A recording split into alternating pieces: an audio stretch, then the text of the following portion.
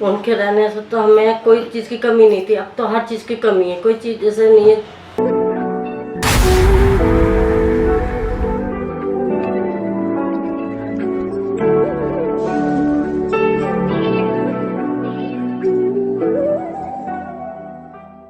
के अध्यक्ष और हिंद मजदूर सभा के सचिव सूबेदार जी नहीं रहे। हम लोगों ने लाख कोशिश करी उनको बचाने के लिए, लाख कोशिश करी, लेकिन साथियों उसका अपने हम सफल नहीं हो सके। आज साथियों जो यहाँ पर शोक सभा का आयोजन किया गया है, उसके अंदर बताना चाहते हैं कि उनका इतिहास हमारी यूनियन 98 के अंदर रजिस्टर्ड हुई थी। उससे पहले 1990 से हमारे साथ में वो साथ में मिलकर चल रहे थे और 98 में जब यूनियन रजिस्टर्ड हुई थी तो यूनियन के हमारे सचिव चुने गए थे और रघुवीर यादव अध्यक्ष चुने गए थे। उसके बाद वो कोषाध्यक्ष चुने गए, फिर अध्यक्ष चुने गए और उपाध्यक्ष चुने गए और लास्ट में पिछले 4 साल से वो यूनियन के अध्यक्ष थे। उनके अध्यक्षता के उनके नेतृत्व में हम लोगों ने काफ़ी जगह संघर्ष किया, काफ़ी जगह हम लोग को सफलता मिली, जिसमें दिल्ली इंटरनेशनल एयरपोर्ट से लेकर आशा ज्योति तक उनके नेतृत्व में, जो यूनियन के हमारे अध्यक्ष थे, उनके नेतृत्व के अंदर हम लोगों ने लंबी लंबी लड़ाई लड़ी। लेकिन साथियों आपको ये भी मालूम होना चाहिए कि 32 साल हमारे साथ रहे, 32 साल यूनियन के कंधे से कंधा मिलाकर चलते रहे और मजदूरों के लिए उन्होंने जो संघर्ष किया, संघर्ष करने के बाद जो मजदूरों को उनके नेतृत्व में लड़ाई लड़ी, कई जीत हासिल की, उसका हम कभी भरपाई नहीं कर पाएंगे साथियों। आज हमारे बीच में वो नहीं रहे, लेकिन हमें ऐसा लगता है जिन भी अधिकारियों को कहते हैं कि सूबेदार जी नहीं रहे, तो वो अधिकारी ये कहते हैं कि आप झूठ बोल रहे हैं। अरे वो तो अच्छे भले थे, हमारे बीच में रहे। और साथियों खूबी ये रही उनके अंदर कि जब वो एक्सपायर हुए तो उनके चेहरे पर कोई सिकन नहीं थी, जैसे हंसता चेहरा था ऐसे हंसते ही रहे। और उनके बीच में हमारी यूनियन को जितनी बड़ी क्षति पहुंची है वो क्षति कभी पूर्ति नहीं हो सकती, क्योंकि 32 साल हमारी यूनियन में रहने के बाद और एक साथ रहने के बाद हर कोई दुख की घड़ी में, सुख की घड़ी में हमेशा हमारे साथ रहे। आपको ये भी जानकारी मालूम होना चाहिए कि जब भी हमारे घर के परिवार के अंदर कोई भी शादी ब्याह होता था तो हमारे घर, गांव, मेले वगैरह सब जगह वो जाते थे। हमारे परिवार में कोई जाए ना जाए, लेकिन वो सबसे आगे रहते थे। और उनके गांव के अंदर भी जितनी भी शादियां हुई, उनके गांव के अंदर भी हमें खुद जाना पड़ा। उनके भाई वगैरह जो साथ नहीं लिए, लेकिन हम लोग दिल्ली से जाकर साथ देते थे। और कई हमारे वर्मा जी हैं, वर्मा जी हैं और आर्या भी हैं। जब शादी की लड़कियों की बात होती थी, वो कहते थे अगली शादी जो होगी, लास्ट शादी होगी, वो दिल्ली के अंदर करेंगे। और उन्होंने वचन भी दिया था कि अगली शादी दिल्ली के अंदर, लास्ट शादी दिल्ली के अंदर करेंगे। और 3 महीने पहले से उन्होंने तैयारी भी कर ली थी। और 3 महीने पहले तैयारी करने के बाद 27 जनवरी को ये वीडियो बैठी हुई है, इसकी 27 जनवरी को शादी है, 27 जनवरी को। लेकिन बड़े दुख के साथ है कि जो शादी करवाने वाले हमारे बीच में नहीं रहे। लेकिन जो इनके चाचा लोग थे उन्होंने कोई इनका साथ नहीं दिया, परिवार वालों का, गांव के अंदर ही है। लेकिन हमने इनके परिवार को पूरा भरोसा दिया कि कोई साथ देना दे, जब तक हम जिंदा रहेंगे, जब तक आपके परिवार की मदद करते रहेंगे और जो भी सुख दुख में हम आपकी मदद कर सकते हैं मदद करते रहेंगे। और जो भी सूबेदार जी का जो क्रियाक्रम वगैरह, तैयारी वगैरह हमने खुद करवाई, इनके परिवार के लोगों ने नहीं करवाई। जो 3 भाई इनके गांव के अंदर है वो नहीं आए, लेकिन हमने इनके परिवार और इनकी बेटियां और इनके दामाद जो आए हुए हैं उनको आज भी आश्वासन देते हैं कि 27 जनवरी को जो उनकी बेटिया की शादी है वो भी हम सूबेदार के ना रहने उसको पूरा करवाएंगे, शादी करवाएंगे और उसके लिए हमें जो भी करना पड़े वो हम तन मन धन से करेंगे। इसलिए जितने भी हमारे साथी आए हैं यहाँ पर, मैं उनको सच्ची श्रद्धांजलि तब होगी कि उनकी आत्मा को शांति दे भगवान, और जो उनके परिवार में जो लड़कियां हैं, उनकी मिसेज है, उनको इतनी सहानुभूति दे कि वह 27 जनवरी की जो शादी है उसका ठीक ढंग से करा सके। यही बात कहकर मैं अपनी बात समाप्त करता हूँ। अपने साथी को याद करते हुए हम सभी यहाँ उपस्थित हैं। बहुत लंबे अरसे से हम लोगों ने एक साथ काम किया। सुबेदार जी हमेशा अपने भाइयों की तरह से हम सभी से प्यार करते थे और अपने संघ की तरफ से पूरी जिम्मेदारी से काम उन्होंने अपने जीवन का 30 साल उन्होंने श्री नारायण सिंह जी के साथ निभाया। हमने भी देखा है कि अपने सर्कल के अंदर बहुत सारे साथी हैं, इतनी ईमानदारी और इतनी वफादारी बहुत लोगों में।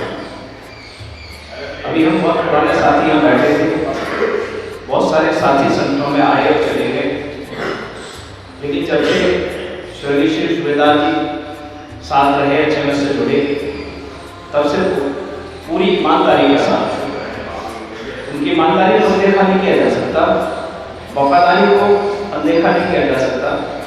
उन्हें पूरी वफादारी के साथ HMS के साथ और भाई नारायण सिंह जी के साथ काम किया। साथियों, जीवन में जो आया है वो जाएगा जरूर।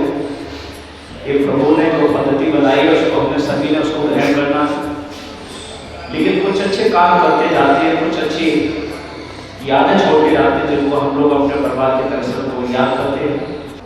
इन्होंने नारायण सिंह जी के साथ काफ़ी समय से कंधे से कंधा मिलाकर के काम किया है। इसे ऐसे इंसान का हमारे बीच में से चले जाना यह हमारे लिए बहुत ही दुखी का विषय है। मैं अपने दिल्ली मजदूर संघ यूनियन के पदाधिकारी होने के नाते अपनी यूनियन की तरफ से इनको श्रद्धांजलि अर्पित करता हूँ। जब पता लगा कि सुबेदार जी नहीं रहे तो मैं बयान नहीं कर सकता कि हमारा कितना लगा था, कितनी तकलीफ हुई।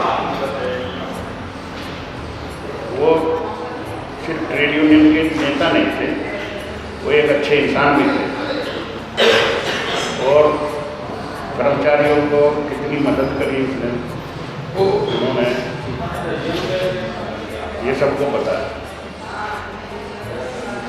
मैं दिल्ली सरकार में करीब 21-22 साल काम किया। मेरी पोस्टिंग चाहे जहाँ भी रही हो, उनसे संपर्क हमेशा वो बनाए रखे।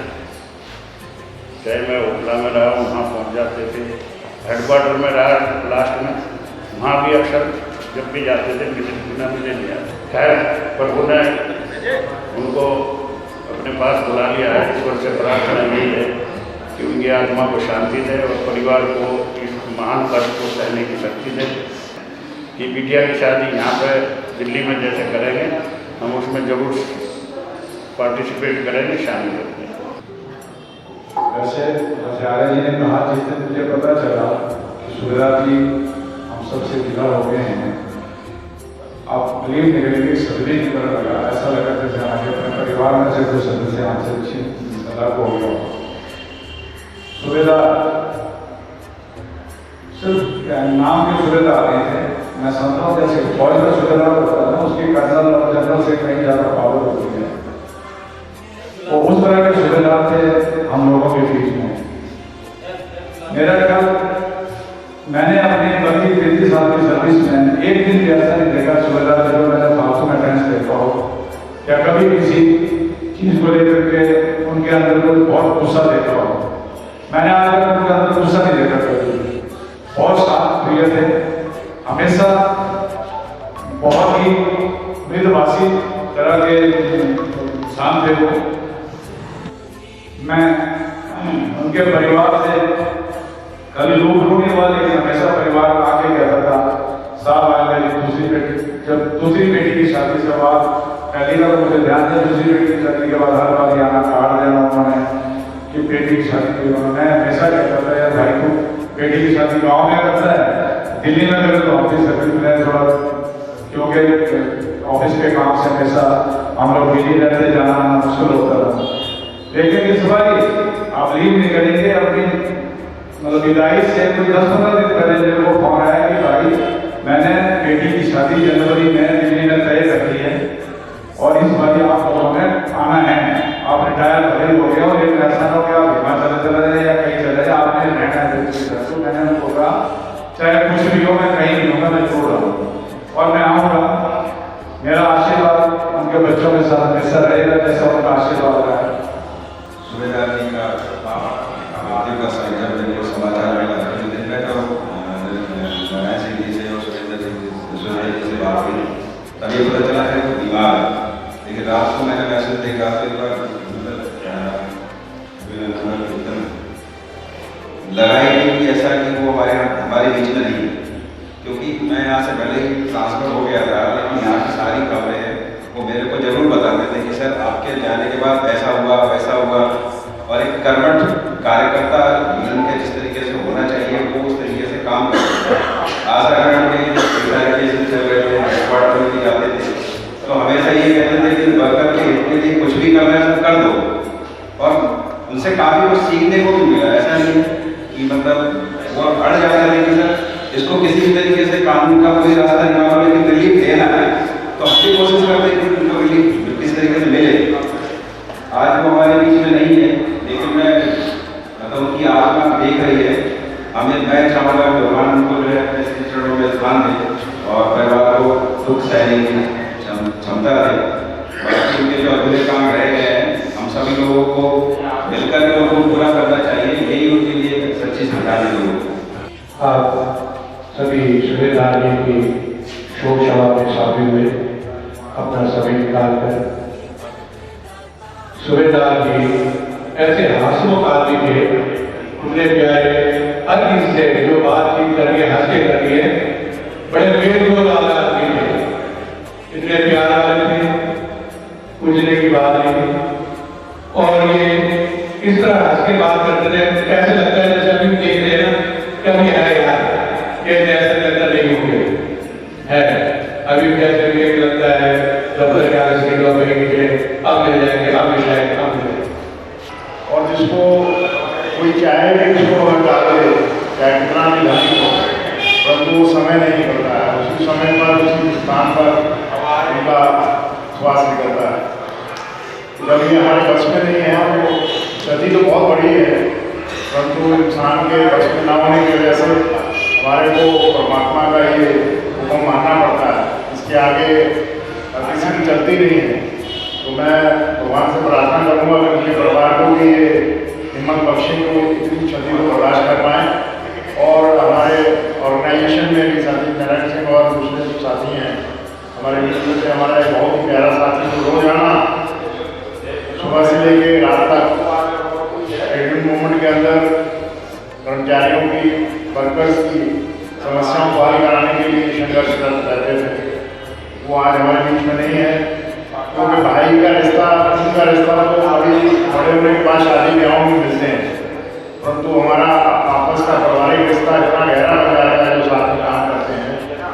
जो बीच में से साथी परमात्मा की इच्छा अनुसार चला जाए, वो नेक्स्ट डे से अगर वो हमारे बीच में नहीं रहता है तो उसका बहुत बड़ा दुख होता है, उसका बिछोड़ा जो है वो कम करता है। तो उन्होंने जो अच्छे काम किए हैं, परमात्मा उनको अपने चरणों में निवास देगा और उनके परिवार को इस क्षति को पूरा करके सहने का शक्ति देगा।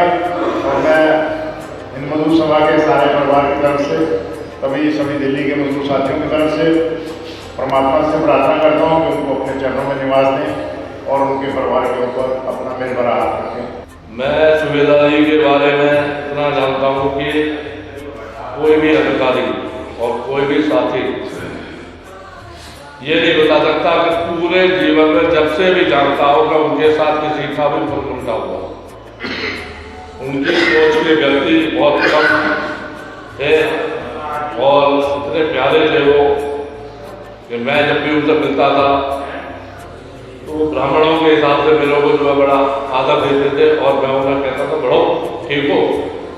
आज सूबेदार जी नहीं रहे, बहुत आएगा, बहुत होगा, क्योंकि हमारे सबके बीच में परिवार की हम एक दूसरे को काफ़ी मजाक करते थे, आपस में बैठते थे, अपनी विचार विमर्श करते थे और बड़े सारे विचार विमर्श में उन्होंने साथ दिया, हमारे साथ रहे। आज बहुत दुख की घड़ी है, हमारे बीच में नहीं है।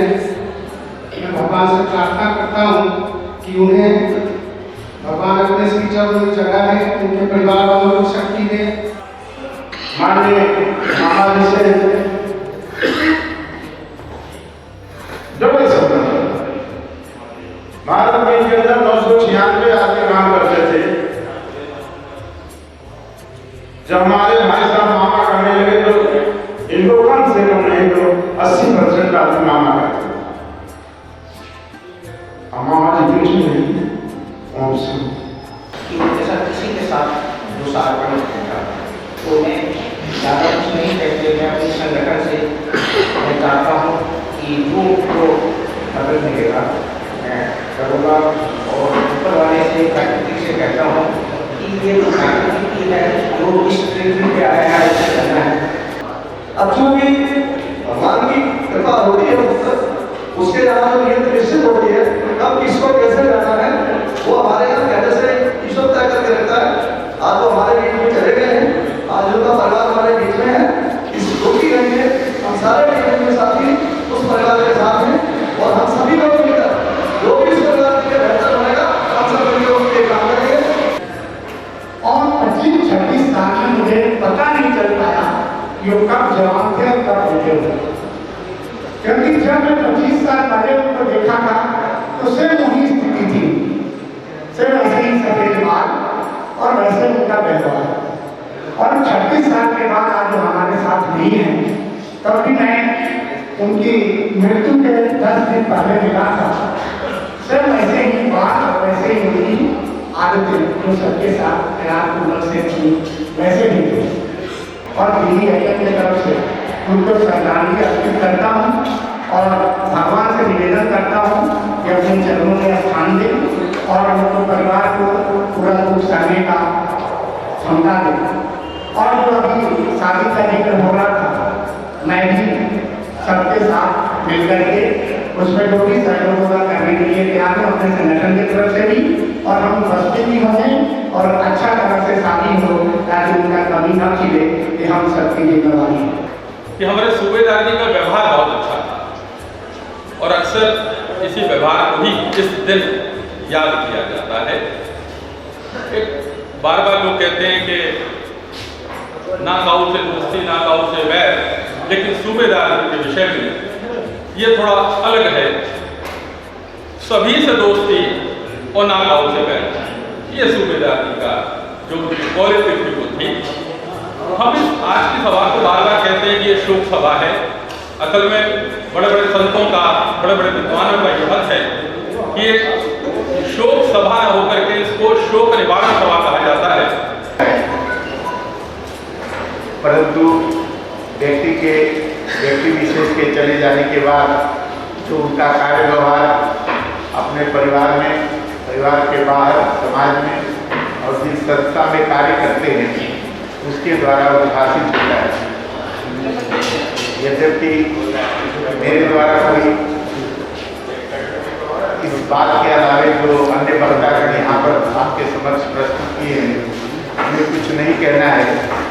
बस एक ही बात मेरी स्मृति में है कि निश्चित तौर पे ये सज्जन पुरुष थे जो जिस कार्य को करते थे उसको लगन के साथ, ईमानदारी के साथ निभाते थे और जिनके लिए करते थे उनके प्रति बहुत सौहार्द रखते थे और शांतिमय वातावरण का सृजन कर समस्याओं के निदान में अपना महती योगदान प्रदान करते थे। इन्हीं शब्दों के साथ मैं उनकी आत्मा को परम पिता परमेश्वर से प्रार्थना करता हूँ कि अपने श्री चरणों में स्थान दे। आज बहुत दुख के साथ कहना पड़ रहा है सूबेदार सिंह जी हमारे बीच में और काफ़ी ताजुब हुआ जब मैं अवसर पर मैं ऐसा सुना मुझे यकीन नहीं हुआ। मैं सर से बात की सर क्या सच में ऐसा हुआ है,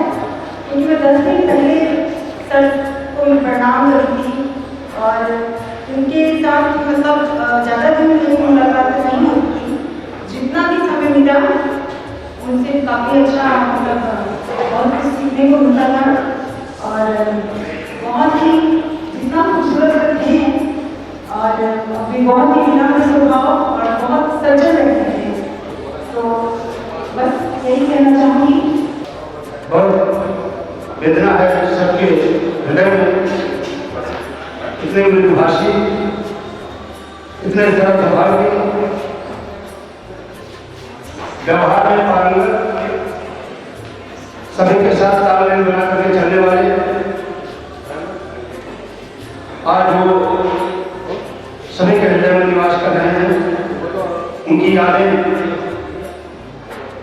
करके लोग उनकी यादों को याद कर रहे हैं।